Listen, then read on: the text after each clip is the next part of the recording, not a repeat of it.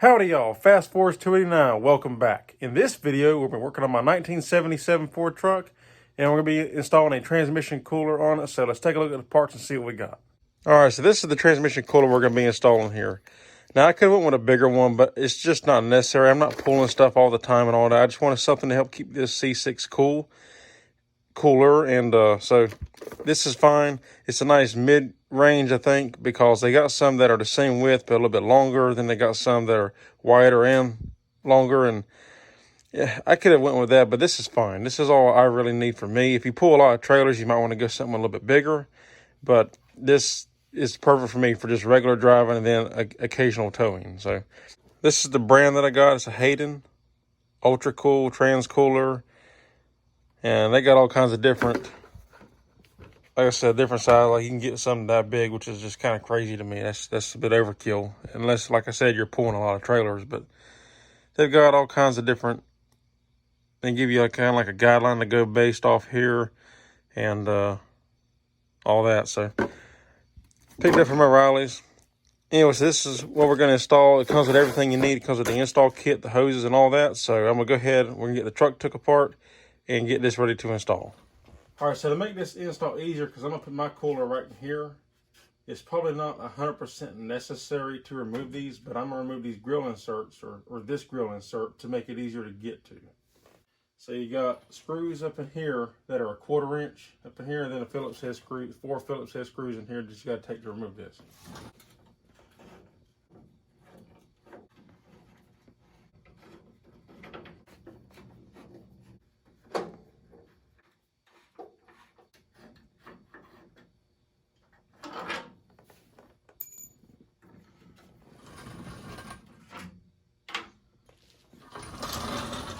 All right, so we need to remove we need to loosen the fan shroud and just let it kind of like fall back to get our hand up in here to put the zip ties through. You could probably do it without doing it, honestly. There's a good possibility you could probably do it without, but it's just easier to get to it when this is out of the way.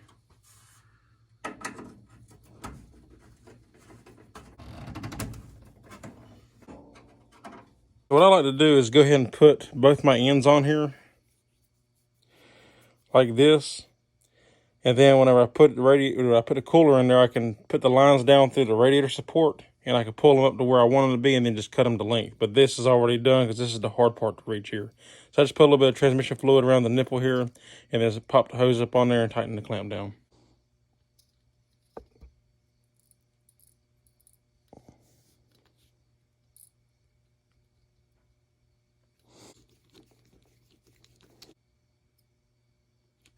Also, what I'll go ahead and do is put my ties through here, figure out where I want them to be on here, and I can go ahead and install my little pads that comes with the kit on the back side here to go against the radiator.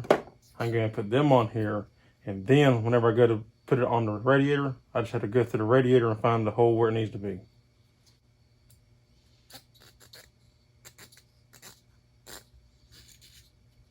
All right, now when I put this on the radiator, these are going to come through the radiator and come through out this way. I do this so I can put it up in place and find the spot in the radiator as well, and then put it on. And then all I do is just go right back to the same holes.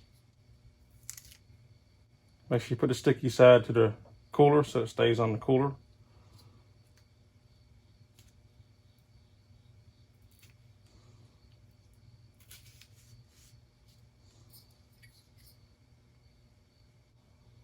And bam, there we go.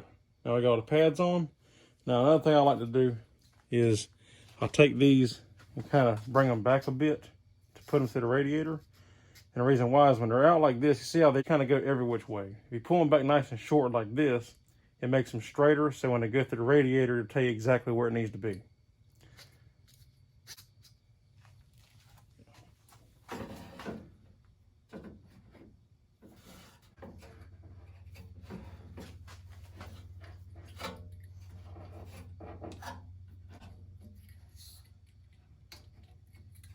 All right, then once you figure out where you want it, just push it back, put the zip ties to the radiator, and then you can pull one out at a time and put it back to the other side and tie it down.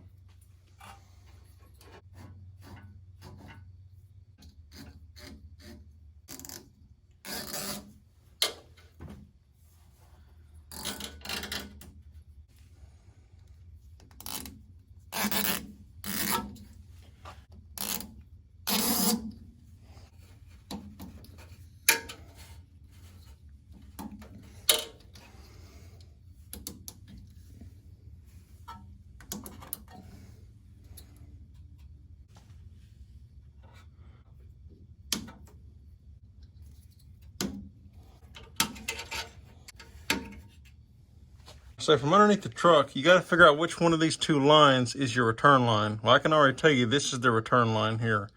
You don't want to put the cooler on the pump line. You want to, and the way to find out is follow your line back. Go to your transmission, and whichever one's coming out of the pump, which would be the one closest to the front of the transmission, coming out, follow it all the way up, and that's your pump line right here. It'll pump into the radiator, cool it, and then it pumps back out and returns back to the radiator.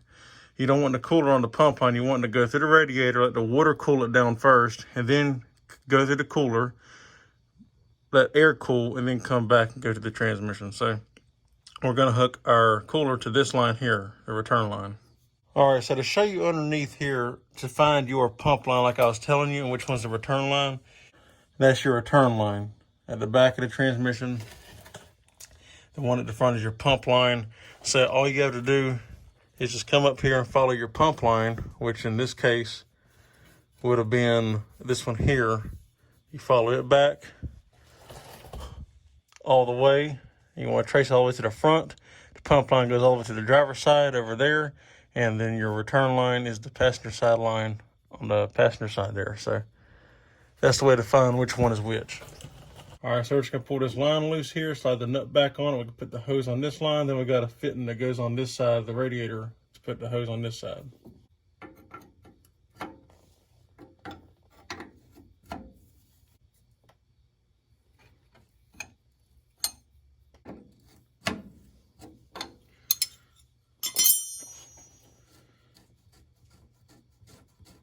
One thing we can do is go ahead and kind of like figure out how long the hoses need to be. So we can go ahead and cut those.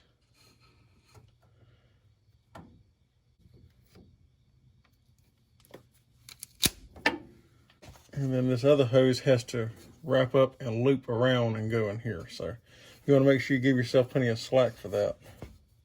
You don't want too tight of a bend in it because it's got to come back. I'm gonna wait to cut this hose until I get the fitting up here to see exactly where it needs to be, but we got this hose cut now. Now we're gonna take this line loose and get it installed. I'm gonna take a little bit of sandpaper once I pull this nut loose, and there's the edge on here. It's kind of like this edge right here. I'm just gonna sand this rough edge so it doesn't cut the hose when I'm sliding it on.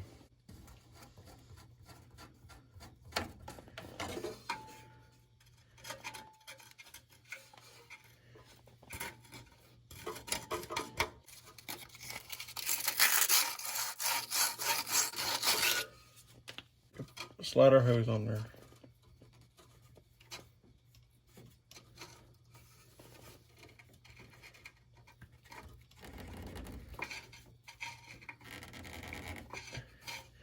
And I usually slide it back up to the nut.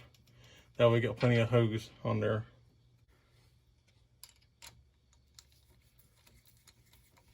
So we got it all installed. I'm gonna show you a quick little overview of how it looks. You can see how I got the line in here, the nut slid back. I got plenty of hose on the fitting here, tightened down.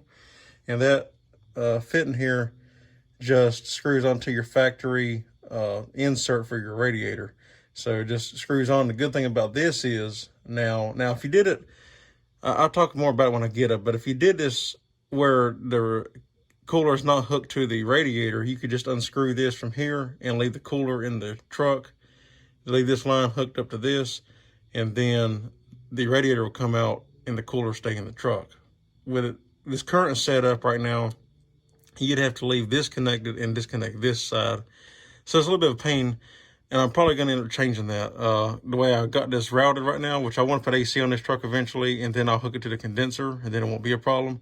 But I might put some of those brackets on there instead of zip tying it to the radiator in the future. But anyway, so we got this in here. I kept this line long because with it being such a tight bend to come back to it, coming so far back, that I just went ahead and just looped it around, and it came back like this. It came into the fitting here. I might come back and change it later and run it through here and come out the frame and come up over. That might be a little bit better setup, but these sharp edges and all, I'd have to put a hose or something on here so it doesn't chafe the hose over time.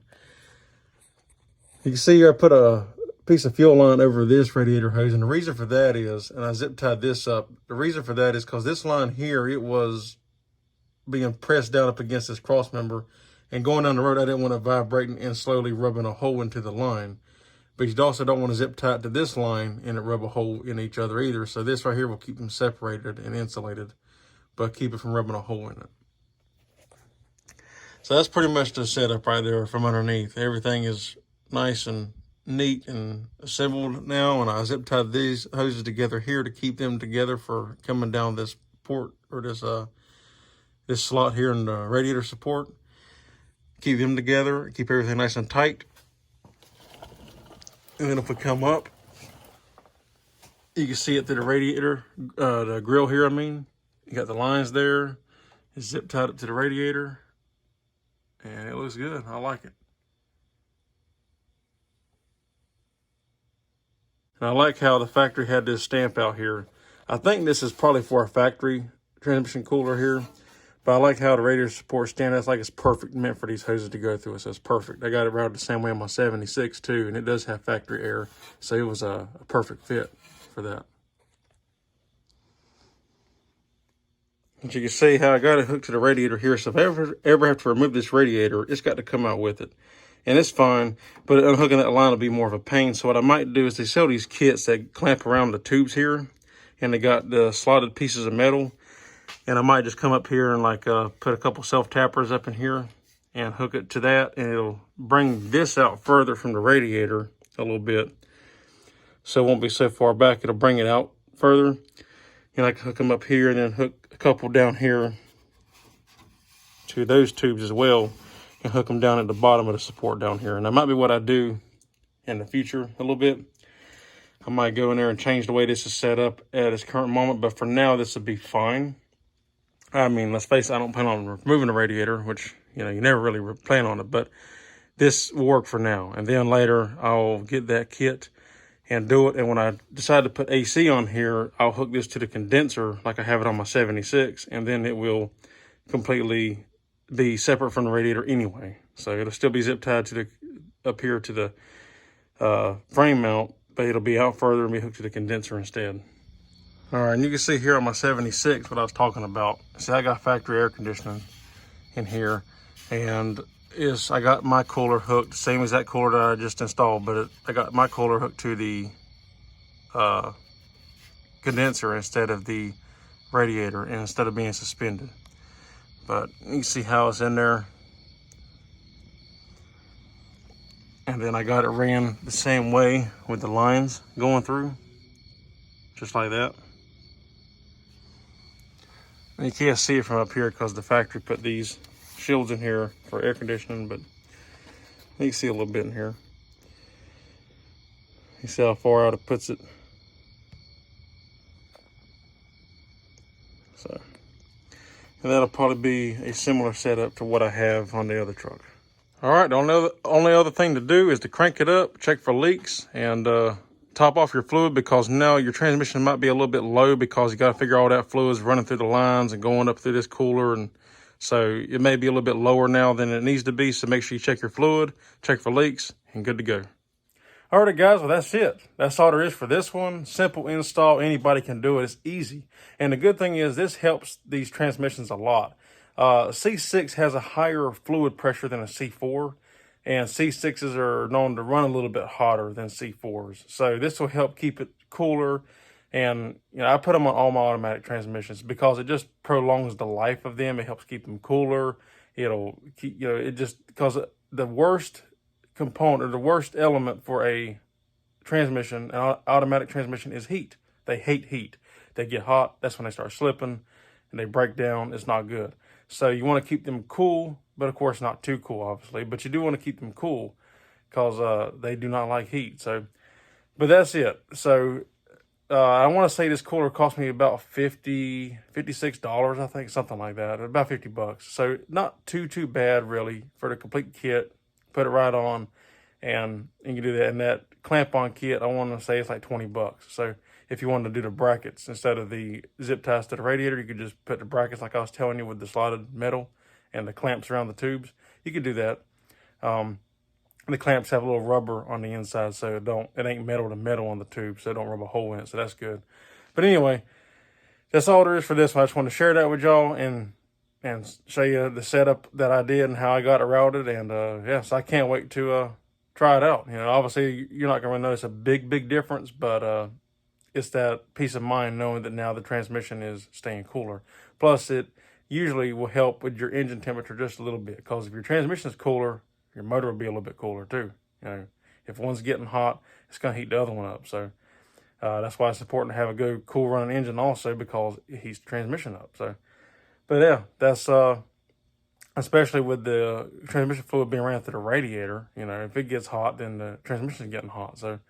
But anyway, that's all there is for this one. If you like the video, give me a thumbs up. I'd appreciate it. If you're not subscribed, consider subscribing. We're growing more and more each day, and I can't tell you how much that means to me. I appreciate each and every one of y'all watching and subscribing, commenting, and supporting. If you have any questions, comments, or concerns, leave me in the drop box down below, and I'll get back to you as always. And yeah, so I hope y'all enjoyed it. Until next time, I'll see you in the next one. Take care.